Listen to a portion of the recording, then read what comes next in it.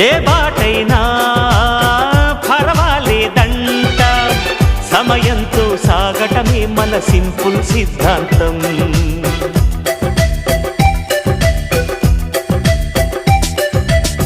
చిరుగాలికి పరిమళమిచ్చే సిరిమల్లెల వనమై ఉందాం, గగనాన్ని నేలను కలిపే హరివిల్లుల వంతెన అవుదాం. ఆనందం అంటే అర్థం మనమందా, ప్రతి పూట పాటై సాగే హుషారు సరిగమలో. ఎన్నో ఎన్నో రాగాలుండే సంగీతం కాదా, చల్లకి నవ్వుల కేరింత.